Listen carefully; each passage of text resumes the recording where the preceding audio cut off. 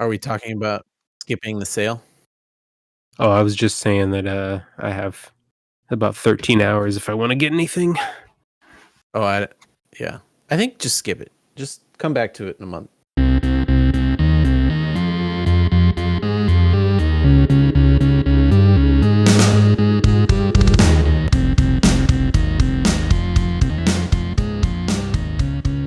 Yeah, I'm doing nominees for the awards though. Yep, got all my award nominees in, even for categories that I don't really have any opinion on.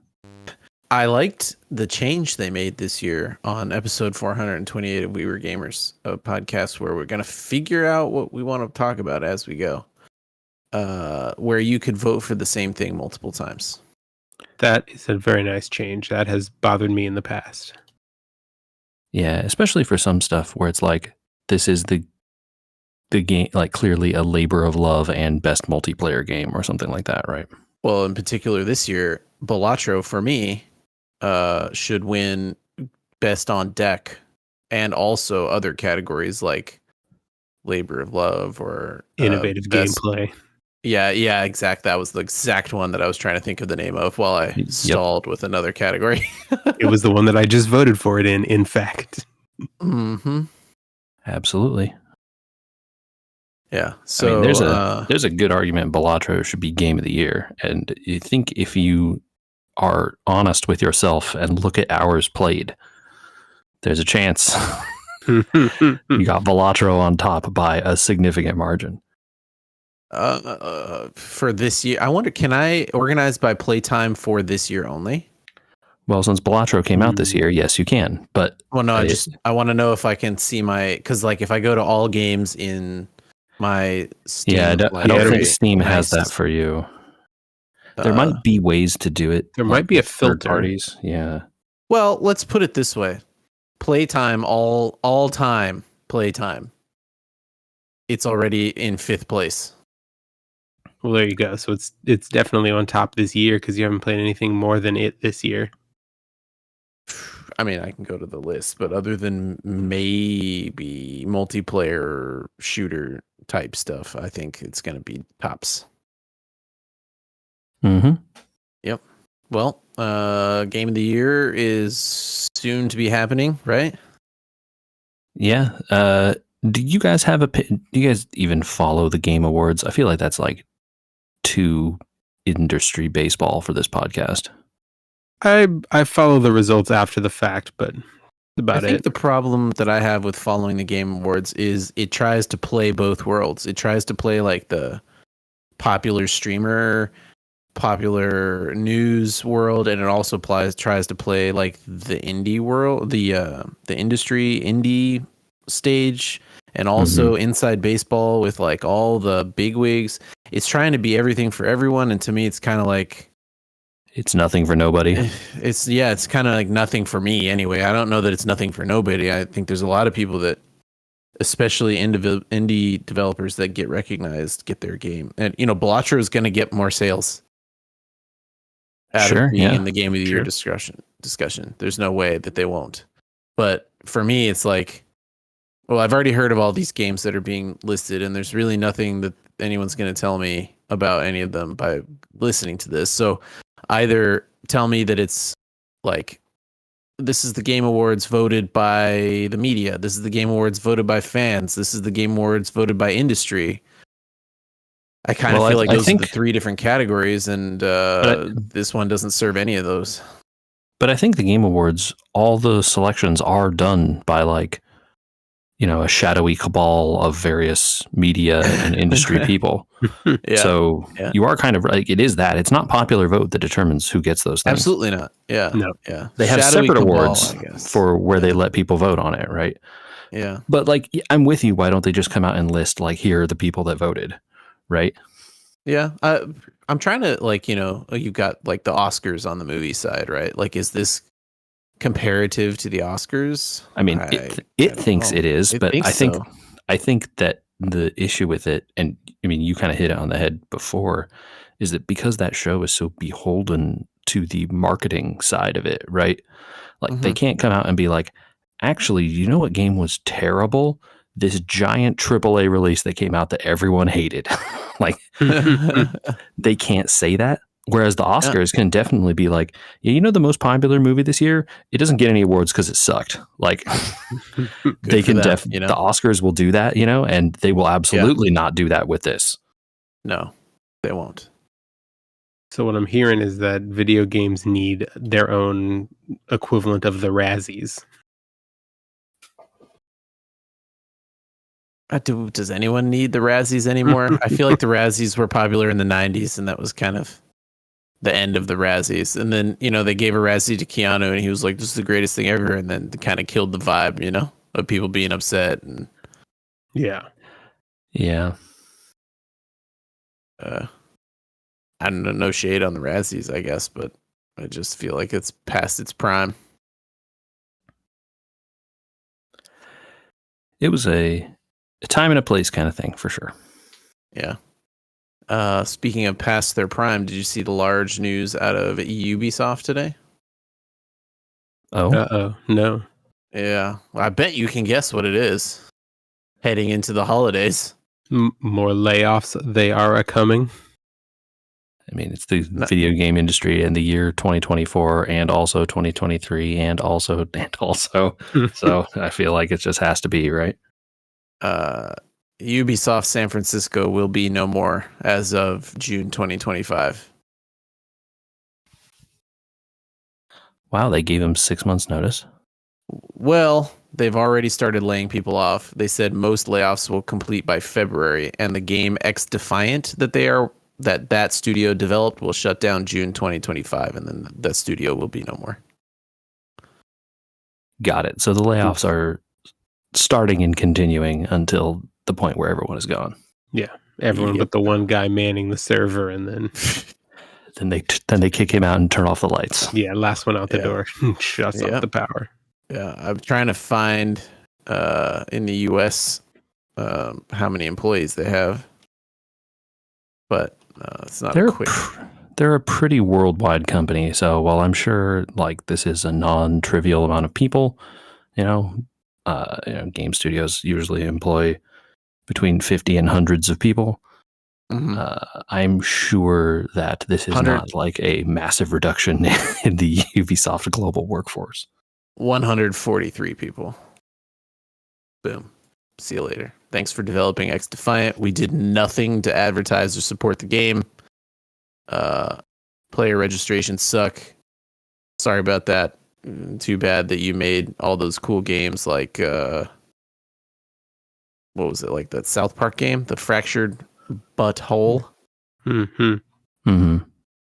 Yeah. So the Square Enix marketing model then. Yeah. I don't think they've been a huge maker of games since like Rock Band era, but I mean, they were part of Ubisoft. They must have been used for something. And then they had this X Defiant game, and it's just like, man, what a way to go down. Yeah, I mean, Ubisoft makes a lot of games. It's just that a lot of them are like made by 57 studios. And so, maybe they worked on Assassin's Creeds or Ghost Recons or whatever other open world stuff Ubisoft is making, right? But, they weren't the first team on it, so they don't get their name on the box or whatever. I don't know how that works. I feel like Ubisoft's in the throes of understanding they have to start playing bigger and smarter because they're the smallest fish left in the koi pond. Yeah, I don't know, man. I think some of their games do quite well. I think the problem is that they then make a bunch that don't all the time, and you can only do the one big hit to buoy up the rest of the stuff that doesn't miss for so long if the misses keep happening. Yeah, and unless you're a Sony backed or Microsoft backed or Square Enix sized or Nintendo sized, you can't. Right. Losses pile up real quick. And it turns out Ubisoft maybe isn't as big as we thought. Maybe Epic will make another play in the space. They've been quiet for a really long time. I think we'd all be fine if they just didn't. That would be fine. Yeah, or maybe the French government steps in. They do employ a lot of people in France. That is true. I'm confident. Those Olympics were super proud. True. Yeah. All right. Well, since we're talking about sports, we left off last episode with Rantasy Football. This conversation starting, and then we were like, "Wait a minute! It's way too late to begin this discussion." JJ, Mm-hmm. Still alive? Are you alive? I'm alive. And Down to 3. In what position are we looking? In what way? Like, how did I do last week overall? Yeah, but well, I mean, we're headed into a thing. So there's 3 teams left. Someone gets a bye here. No. Andy, the Guillotine League, its lowest score gets cut every week. Doesn't matter who you're playing against. No You're not- reprieve. Every week, it doesn't. There's no There's head to no head. against. It's just a pool. It's just highest score. You just want to I like be that. not last. I didn't think you guys about it. I didn't think about it out loud. But this would You guys solve want my- to start a Guillotine League next year? It's very easy and very fun. Yeah. Because you don't have to play matchups. You just have to get more points than the last person. No, it gets rid of my my losses. The thing that bothers me is losses when it's like That head-to-head when you score the second most points in the week. yeah, I'm 12-1, and that's the only one. And by the way, that was me this week in my other league. I scored 132. My opponent had 135. I was the second high score. I lose. I will freely and quickly admit that not every week has been perfect, and I have squeaked by a few times with scores that would have lost to many teams. But that's the price you pay for over the course of a season. At the same time, you know, the strategy of the team that I built was to score 115 a week. So, you know, it is what it is at that point, right? You're just playing the metric. I think the mentality when you play a Guillotine League is so much more interesting, especially early on, when it's like you just need guys who are going to get some points. Because, I mean, the league starts and there's like 15, 16 teams.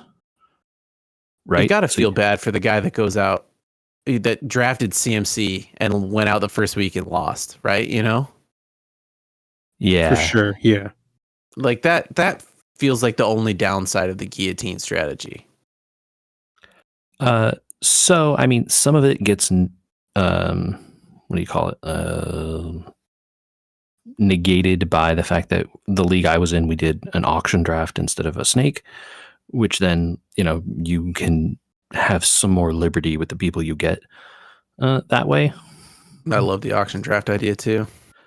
But like, I think even if you did pick CMC first overall and he didn't play, there's still a decent chance you wouldn't get eliminated, because with like 15 people in the league, like, dudes, by the last rounds, you're picking up like third string guys, like just dudes, like hoping that they play. Yeah. Are you a warm body? Might you see the field ever? Yeah. Like, who is tight end 15? You know, you're just like, is this guy going to see a target? Yeah.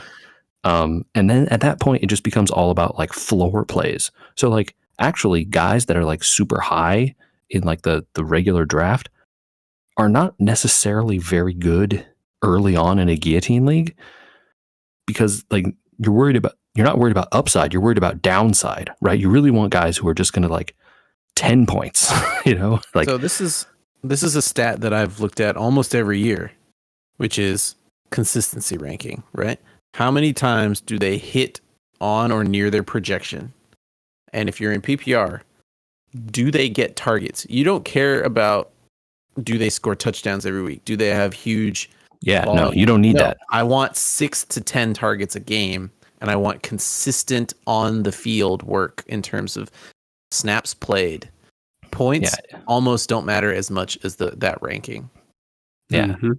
And, you know, especially for the first few weeks, you're just like, trying to stay alive. It barely matters.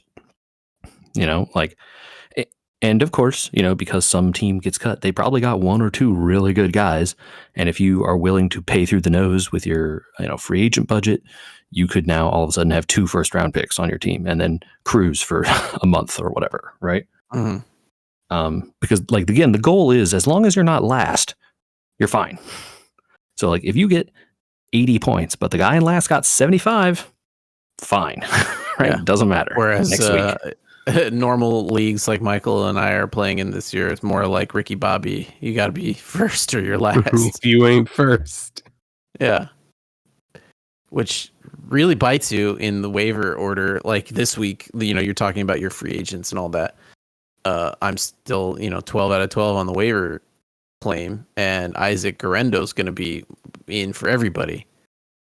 And now knowing that if you miss a waiver, you get skipped in the round, does that mean I should even try? Your number one waiver should be for someone else. But yeah, well, I only need to pick up a defense and a kicker other than him. So now I'm kind of like, does a defense go before I try to get him? That's weird. I would say just wait until free agency and grab whoever people don't get off waivers. That's what I would do. Yeah, especially that's all you need. Especially for a defense, for a kicker. Yeah, well, it doesn't cost you waiver order. That's the thing. The waiver order doesn't reset. But if you don't use it and other people do, you move up, right? Nope. So, nope. It should be that way, but it isn't. What, dude? Who the hell runs your league? This is like know. The stupidest rules I've ever heard of. That stuff isn't even the default. Someone had to go in and intentionally make it bad. I don't think that they're stupid rules. I just think that they're very, very classic rules that I would not play with if I were the commissioner of the league. 100%. I would not do any of this stuff. I would have a free agent budget. I have a rotating waiver order. I would have a lot of things different than this based on time played, right? Like this started as charity for helping other people form a league, right? And so I'm just in it to win it, so to speak.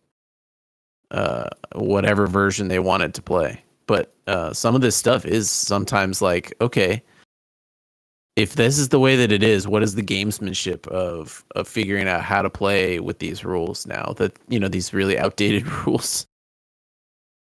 I mean, if you never move up in waivers, so there's literally no way to move up in waivers at all, ever? Like losing. Losing what? Losing your standings in the standings. It's based on reverse of the standings. So the person in last place continues to have the best waiver. On top. I see. Okay. Yeah. So now an eliminated team, right, from the play, because our playoffs start in 2 weeks here. So there are 1, 2, 3, 4 teams that have been eliminated from the playoffs. They still get better waiver priority than we do at the top. Yeah. Tough. Rough, right? Oof. So what do? Do you put in a waiver knowing you're probably never going to get it and then get skipped in the first round? No, I mean, you put in a waiver. You don't put it in for the guy that you have no chance of getting, right? You put it in for a guy like your second choice guy, because everyone will put their first choice for that guy, and then yours is the next guy, hopefully, right? Yeah. Do we think? Or go for a defense or a kicker then, because it doesn't matter, right? Like, certainly no one's going to be taking a defense with their first waiver, and yours will always be last as long as you're basically first place forever. So, yeah, it almost feels like it's worth a shot, but it's probably not. It's also important to teach people that good things can exist in the world, and playing with these settings are horrible. And they should learn that there are better ways to play, Yeah. Yeah. I'm kind of coming on board with the idea that, like, maybe we shouldn't have kickers, and maybe also we shouldn't have defenses, and we should just have, like, 2 flex spots and another wide receiver or something. I love the double flex. It creates more individual play and less bench play. I have stuck by the idea of, or if the league is small enough, kicker. do a 2 QB league. Oh man, 2 QB Those- sucks so those get bad. silly. It sucks so bad because when you got people with like 4 QBs on their roster, it's just miserable. I think it's hilarious though. Kind of like it. I'm still a proponent for the positions of defense and kicker because someone who's paying attention and is streaming defenses, if multiple teams are streaming defenses and you have and you have free agent budget, then it like starts to create need for spending the budget. I really just think that you got to protect people from the frustration of those positions going negative, right? Like, there's no way in the world you should be penalized for playing defenses and kickers. You know, if you're Cooper Cup play, he drops the ball on the first play of the game for -2 points, and then they pull him out, then you got to deal with the fact that he ended with -2. But I think this is unfair. The kicker. I think if you had those protections from defense and kicker, you'd feel a lot better about it. Also, the double flex. I mean, my league doesn't have any negative points for kickers, so I have that, and I still kind of want to get rid of kickers. Defenses, though. Tell me why kickers. Tell me why. I think, especially the way they're scored normally. Now, maybe change it a little, and it would feel less bad. But it's so unpredictable, and the kicking position can get you so many more points than like normal skill position players. You can get if you're kicking long field goals, because you get more points for long field goals, right? That's part of the issue. Mm-hmm. If they're kicking 40 and 50-yard field goals, you can get 20, 25, 30 points from a kicker, more than a QB, I've never feels seen like that. very I've wrong. never seen that. That's also a setting you can change. Like, you can go in and set all those distance field goals to 3 points. I've only ever seen like 15 to 20 max.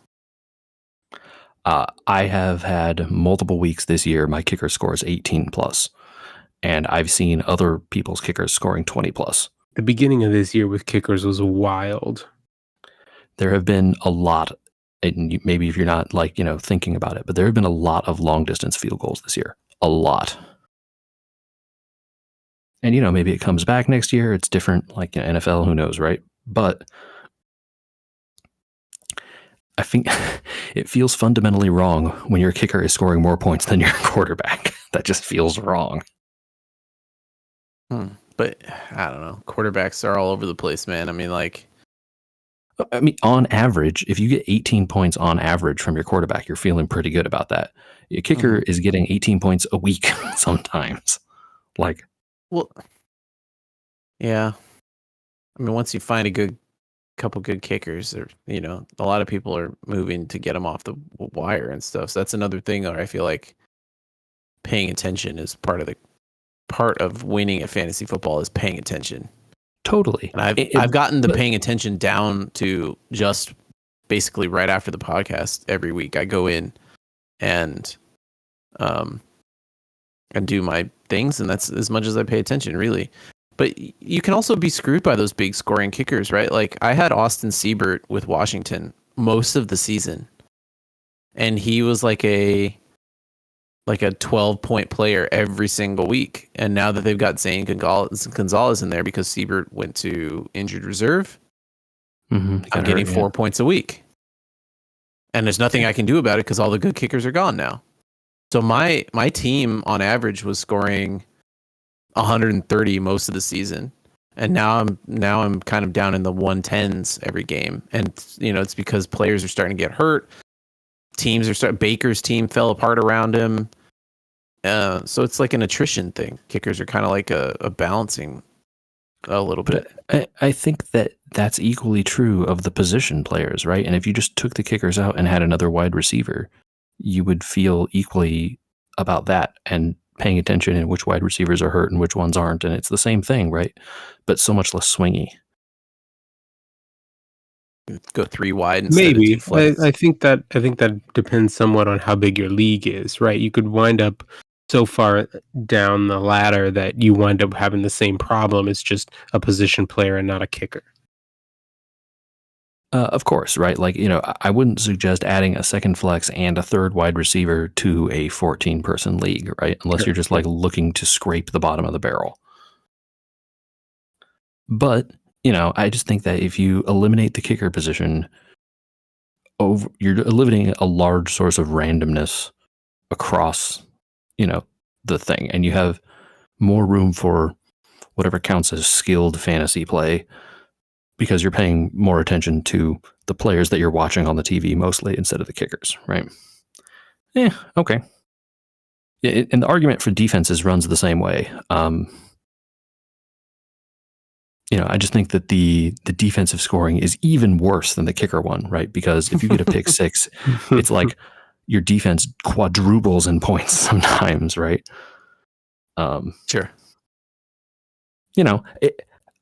The randomness is good. I inherently like it. I don't think that having no randomness is good for the game.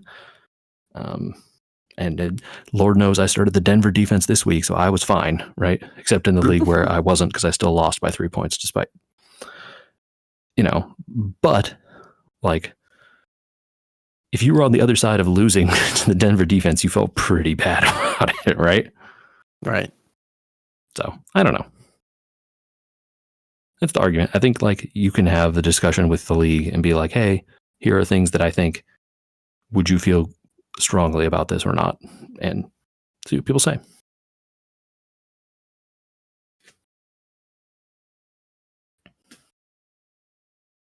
What are you guys saying about Delicious in Dungeon? Did you try it?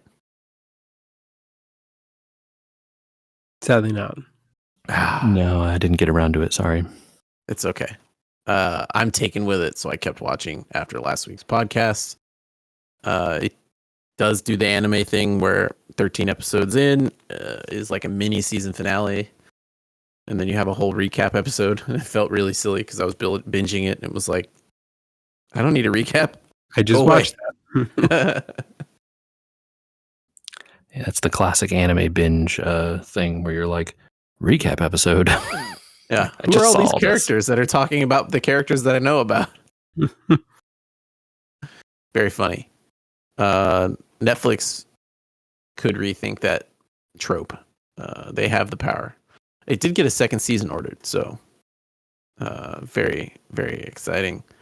Since Delicious in Dungeon is based off an RPG, it's time to talk about the RPG in front of all of us on this podcast. Metaphor ReFantazio, you're right. Metaphor ReFantazio. I am still playing that game. I really like it. I think it has a very resonant theme and set of like messages for this time in specific. I don't know if they intended that, but it did kind of work out that way. Do you think that puts it in Game of Year contention? Oh, I voted this for Game of the Year for sure. Yeah. Wow. Over Blatro for you. Yeah. Yeah, definitely. That's crazy. I think if you go by hours played, it's probably not up there yet, but by the time I finish, maybe it will be. I don't know. But then again, I'm playing Blatro on my phone sometimes too, so probably not. But I think that, when I'm looking for like my favorite game in a year, right? I really like to have some kind of like a big story or something, happening in it that I can tell stories about. You can do that with Blatro, right? Like, oh, this one time I had this run where I got this Joker and the blueprint and the DNA and like, I went crazy. But it's like not as easy to do that, I think. Yeah, you want that storytelling. Yeah, and that's like what I look for in, a game of the year, and this is the best one of those for me this year, I think. I think also the one of the things about Blatro style games or puzzle style games, like when you guys talked about Baba Is You or stuff like that, is it really becomes an inside conversation very quickly because the mechanic is the story. The way you twisted the rules is the story, right? This random thing happened versus, well, I can talk about what the creators meant in this game, or what the creators intended in this game, or the moments that I can appreciate without knowing how Michael's Horizon character jumped, without knowing the exact mechanics of that. I can know how cool it would be to be able to control something in a story-like game, I think the best part of Balatro is that feeling you get when you are like, I have broken this game, like taking the conceit and like bending it to your will, and like, like that time when you storm off and you get like 500 million points and you're just like, yes, I have won. Like you feel like you're getting it over on the developers of the game, even though that's like absolutely what they intend, right? Like that's the best feeling in Balatro. And to get that, you really have to be into the mechanics of Balatro to like understand how all the stuff works. And like, maybe like the first few times you play it, you get it, but like it becomes like a chasing the dragon kind of thing where it becomes harder and harder and harder to keep getting that feeling again. Yeah. Sure, I definitely stopped getting that feeling a little bit. I mean, we talked about, COTC not having that feeling so much when they stopped talking about the game, right? Balatro kind of stopped having that feeling after you get through and try all the decks. Totally. Like once you're just grinding stakes up and up and up, especially like, okay, the first few are not so bad. You can just like, if you're playing carefully and you get a decent start, you can kind of make that work. But once you're getting into the higher stakes, you kind of like some runs are just doomed for failure. Versus then a metaphor ReFantazio style game, right? Does it have what the JRPGs sometimes bring to the table, where it's like, cool, I'm glad I know that story. I know Final Fantasy VIII's story back and forward. And yet the rest of the game, I have now played it through 4 times because the rest of the game is what I'm there for. Now, I think the coolest stuff in Metaphor, I mean, currently is the story because I'm going through it. But I think the way they do job systems, they call them archetypes in this game, but like they're essentially classes, right? Mm-hmm. And the way they allow you to mix and match skills between classes is like the coolest thing in this game. It really does feel almost like a Final Fantasy job system, except you can borrow skills from other jobs, and add them to a list of skills and then put them on any job you want, right? So it can make your characters like really versatile, including, stuff like passives and specific skills specific to a class you can pay to have that available in any class. Mm-hmm. It just really lets you go wild with customization. Which then allows you to really tune your party for any kind of, combat you want to deal with. Is there a lot of tuning per fight, or is it more of a tune your party for the style of play you want? You know what I'm talking about in terms of the difference between those two things? So I wouldn't say per fight. The way that game works is you go to dungeons or areas, and the monsters you'll face in that area are usually of a type or of a related to the ecology of that area, right? Or it's like, oh, you go to the forest, you're going to fight bugs and spiders and wolves and stuff like that, right? Right. And then you can know, okay, and the game will even tell you some of this up front if you collect certain items and stuff. Like, hey, the wolves are weak to fire, the bugs are weak to wind, and the spiders are weak to slashing or whatever, right? Sure. And so then you can make it so your characters all have these abilities so that you can then essentially, like, between your 4 party members, constantly hit weaknesses every single time to effectively double your turns. And often, like, beat the entire enemy before they even get to attack you. So, like, even better version of Brave system, if you can always like win the fight beforehand. Yeah, and then then there's a whole there's 57 systems cascading on top of this too. Then weather plays an effect where, like, if there's inclement weather conditions, you won't get those extra turns because like the harsh weather prevents you from getting extra turns, but then you can min-max that because you get more experience in bad weather conditions. So, do you want to go into these areas when it's bad weather, but you get more experience, but you don't get those bonus turns? That's like a big trade-off, right? And then, also your character's abilities and what classes you have access to are gated by you spending time with them outside of the dungeons and like doing the life sim stuff. So like, what order do I want to talk to these people so I can level up their abilities to get access to their classes so that then I can trade them and do, all this kind of like, it also goes together. Yep.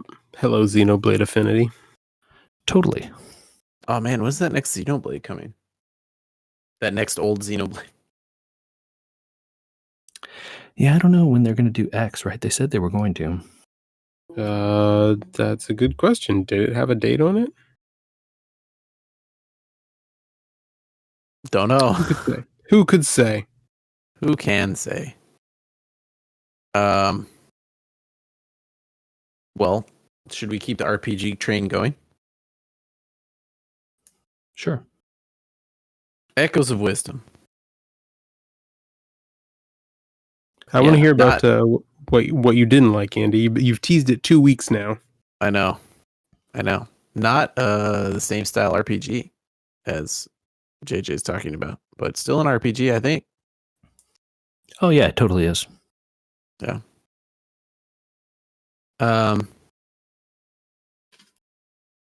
They need to put a fast dungeon exit in that game.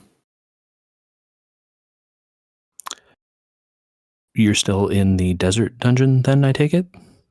Oh, so is that a thing that I just haven't gotten to yet? I don't know. I'm asking where you are. I have not played very much. I'm sorry. Okay. I did want to, but I did not have a good chance When you beat the final boss, it will allow you to go back to the entrance immediately. So that's the thing. Like the big dungeons, you can always jump out of the dungeon at the end. The story dungeons, that's always been the way.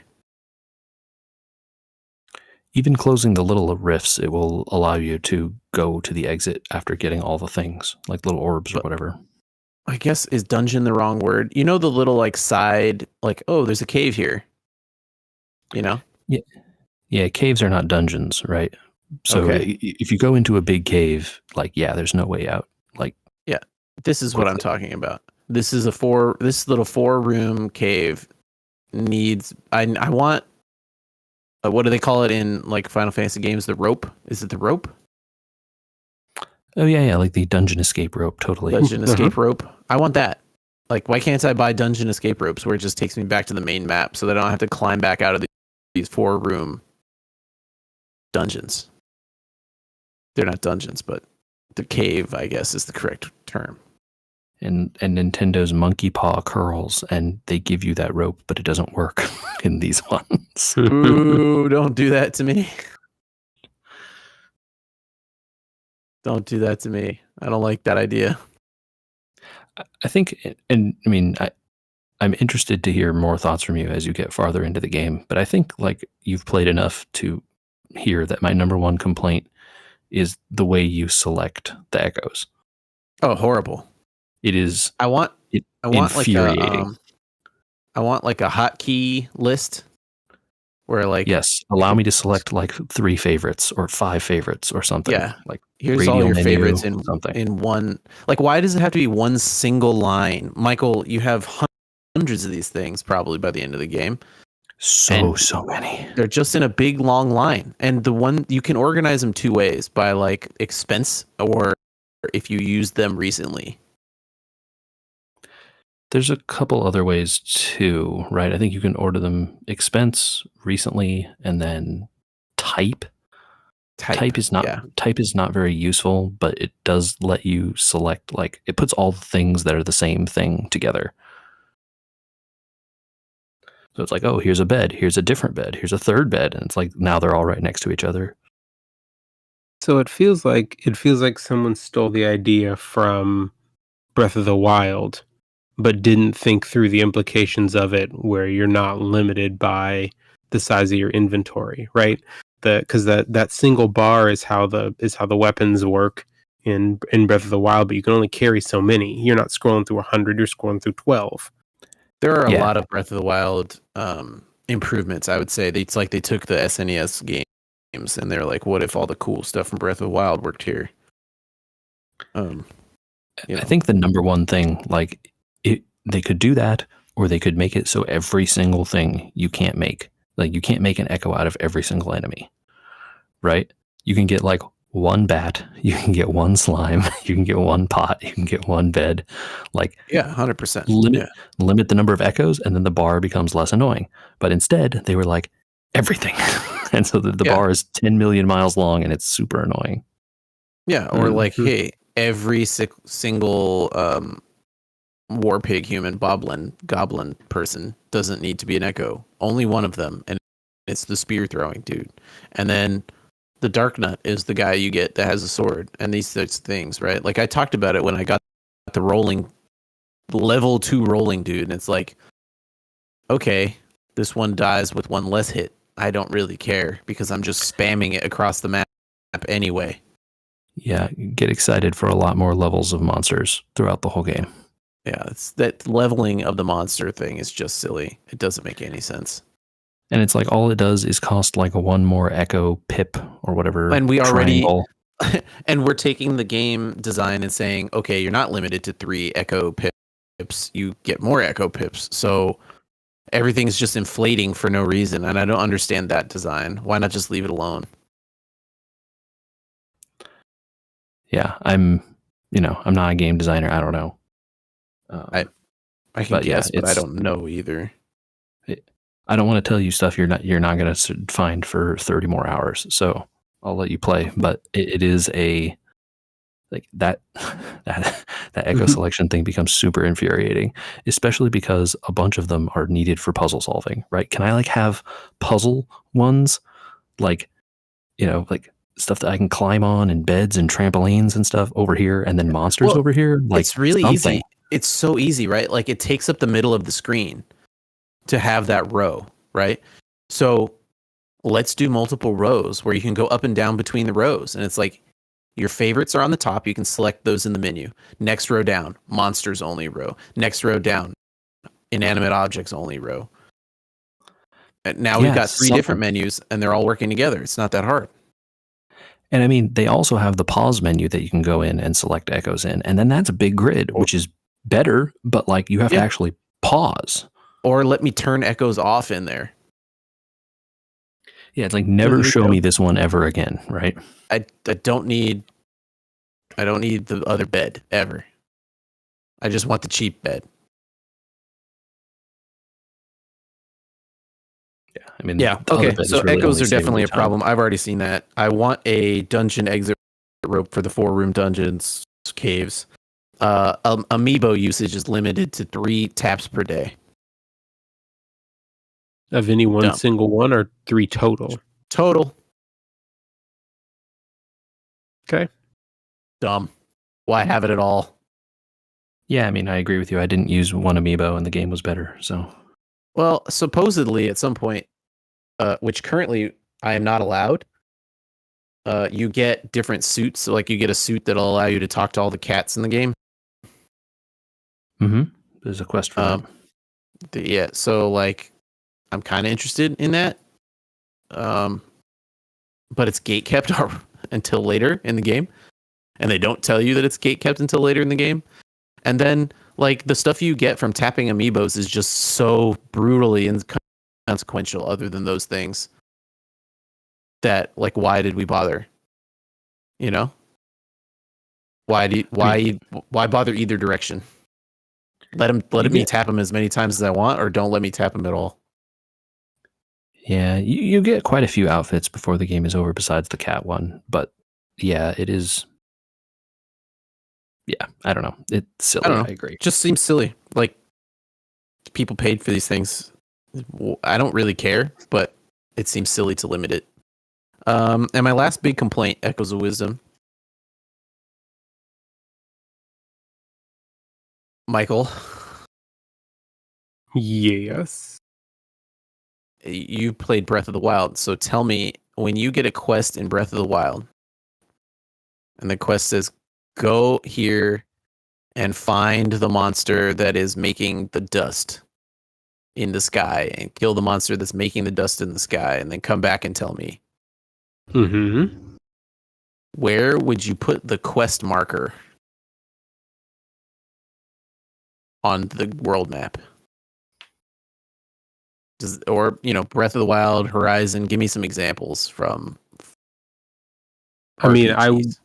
I would put the quest marker either, right on top of the area where your objective is. Mm-hmm. Mm-hmm. Let me guess, it doesn't do that? It sure puts it where you started the quest. Oh, that's helpful on the back end, I suppose. The unfortunate thing Andy omitted is that they don't want you to kill the thing. They want you to show them the thing. Right. Yeah, I get that. So it's telling you where to go once you've done the thing and need to show them. Yeah. Yep. So there's Andy, no... give me dynamic updating quest markers, please. It's exactly the word that I was looking for. Thank you for saying it. Yes, dynamic quest marking. Why? There are so many quests like that, Andy. So many. It's infuriating. I will tell you, the stuff all those quests give you, the 98% of them useless.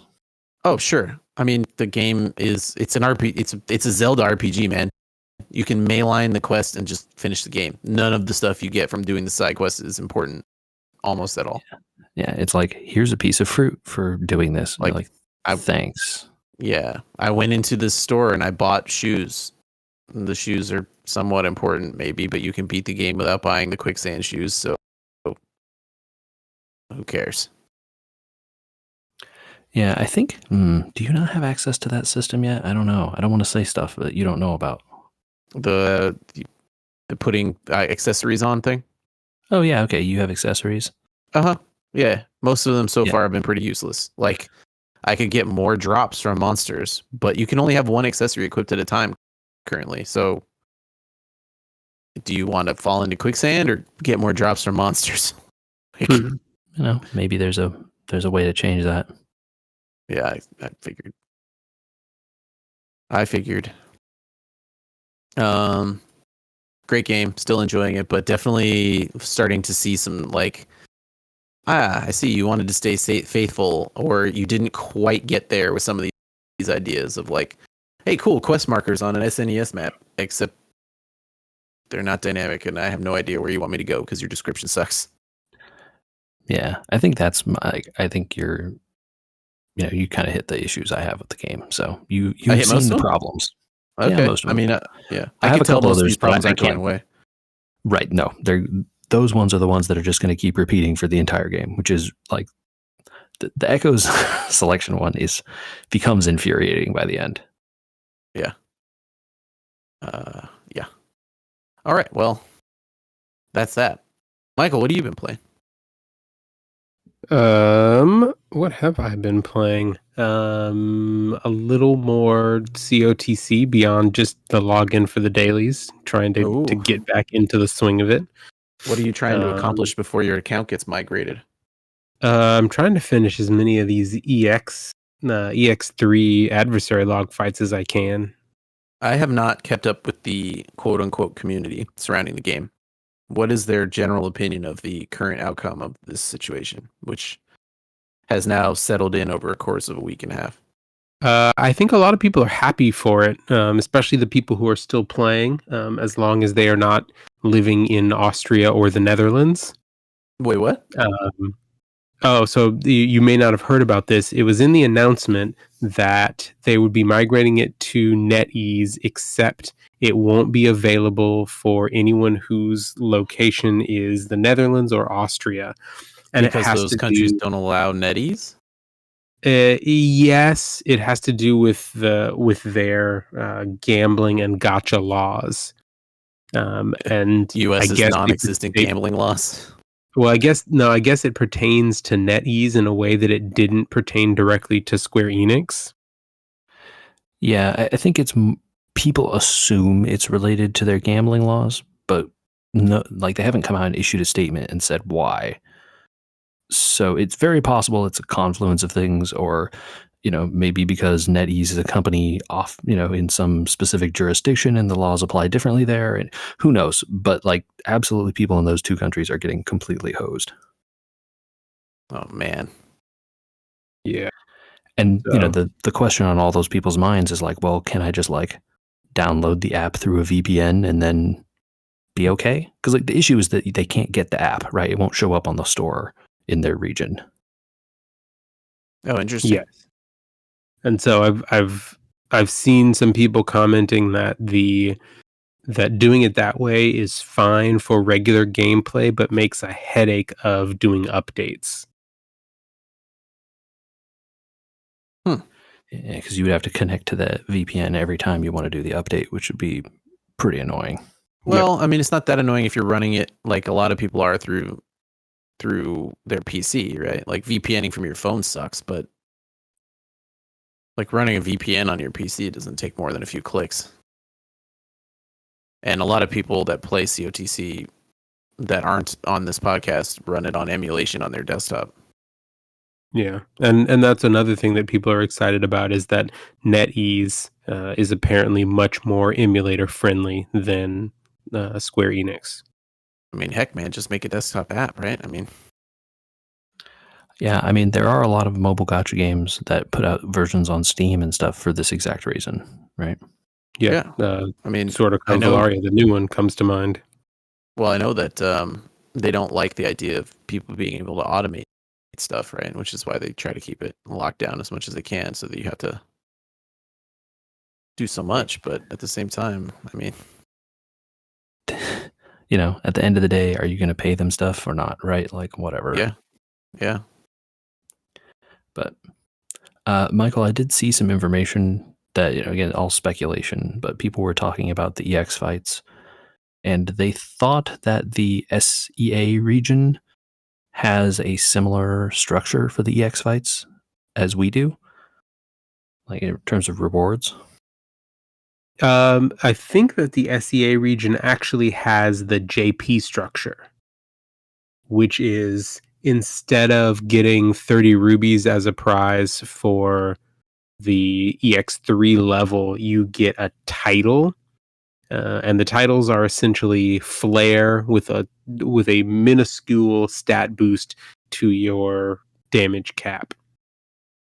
So, I mean, stat boost. They were saying the exact opposite, right? That they had the same reward structure we did, and they didn't have the title system. Oh, well, that would be lovely. But obviously, I don't know. I not play that version, right? Yeah. So if SEA has the rubies instead of the titles, then that would be great.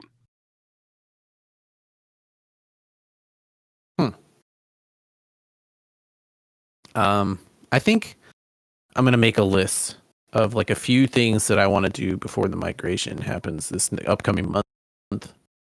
I'm not gonna like sit back and farm Largo or whatever.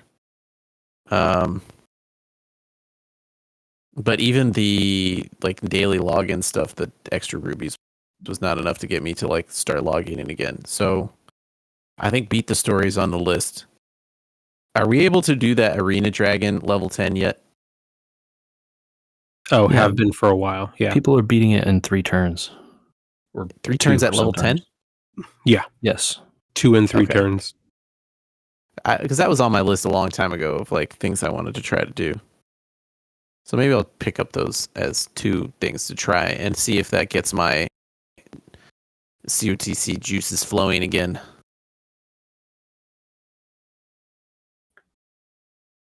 But it's actually on my old phone. I never reinstalled it on my new phone. So that's kind of maybe why part of the problem, I guess. But all right. Well, here we go. Welcome back. Next week, maybe we'll have a little bit of component class to talk about. The Cyber Monday deals were really good on something I've been wanting to try for a little while. So we'll leave that as a little teaser. Cool. Yeah. And preview more Echoes of Wisdom. Any opinion on the F1 from this past weekend?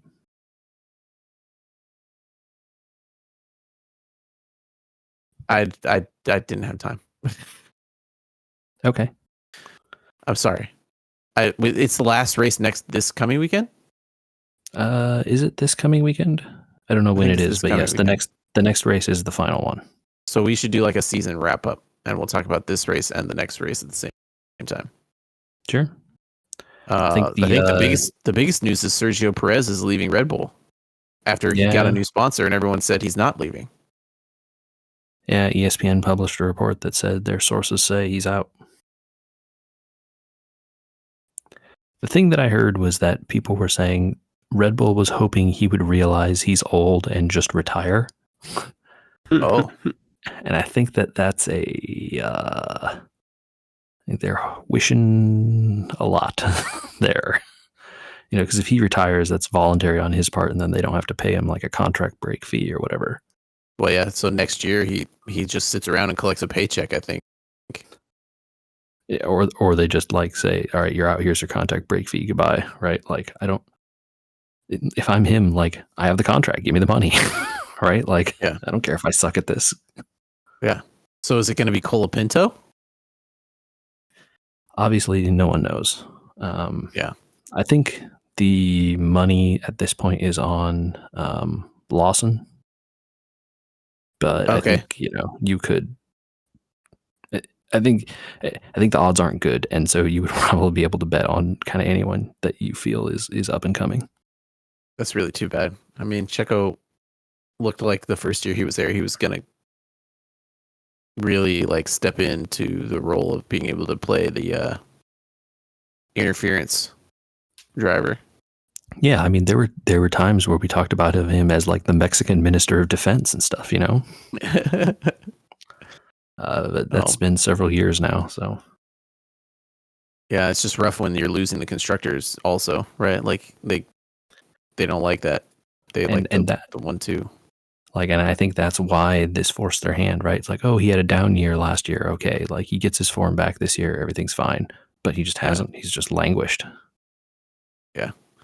Well, I don't know that bringing on a Liam Lawson or a Colapinto is going to get them any closer to a constructors in those people's first years either. No, but you got to do something, right? Like the status quo won't work either. Well, but look who they got in the wings. Yuki Tsunoda. He's not moving off RB anytime soon. Yeah, it seems unlikely. I don't know who else, unless they pulled some sort of major coup and stole somebody from another team. They got people in their F2 program and stuff, but like, yeah, it's not people that are expected to be like. How strong amazing. Is that Williams contract with Sainz? Probably strong enough that Red Bull's not getting Sainz. He might not go back anyway. We think we've talked about that in the past. Yeah. Yeah. Well, anyway, we'll talk about F1 as the season wraps up because it'll be fascinating to see what happens. Yep.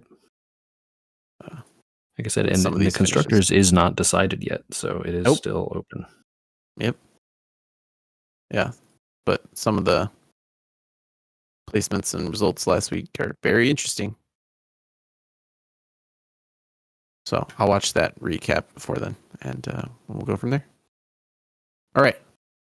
That was episode 428, Michael. Where would they get in touch with us before 429? You can send us an email at podcast@wewergamers.com. I got that right this week.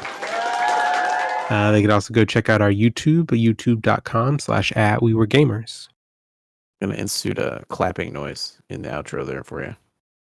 I appreciate that. And we're on Blue Sky. Find us on Blue Sky at We Were Gamers. Keeping up with the times. You'll know it's us because it says we're at wewergamers.com. That's our website, even.